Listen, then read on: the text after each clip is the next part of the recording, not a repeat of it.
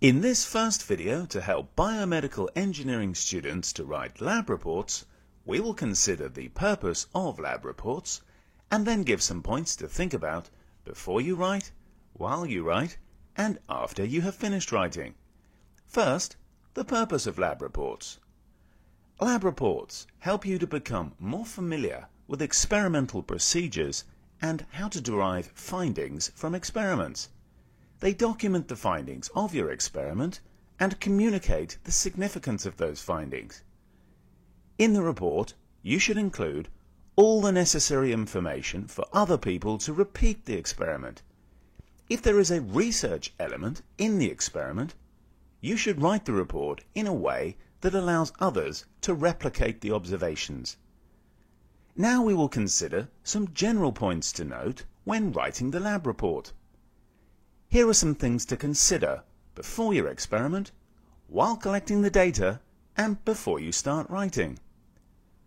Before conducting the experiment, make sure you know the objective of the experiment and what you're going to do. Check that you know the theory and the procedures for the experiment. When you gather the data, you can record the data and your thoughts in a logbook. When you analyze and sort the data, write down all the significant results and group common results together.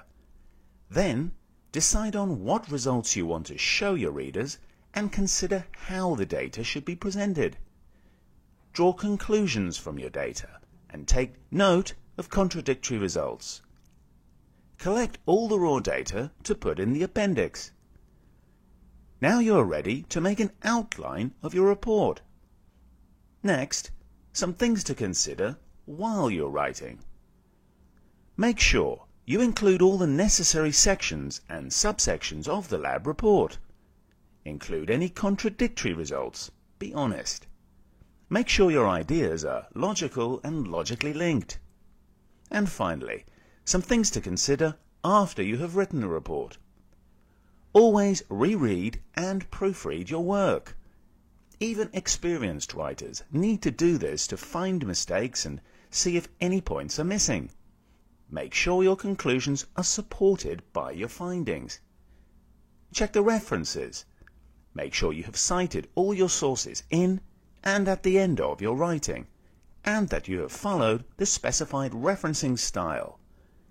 Check your writing is clear, logical, and concise.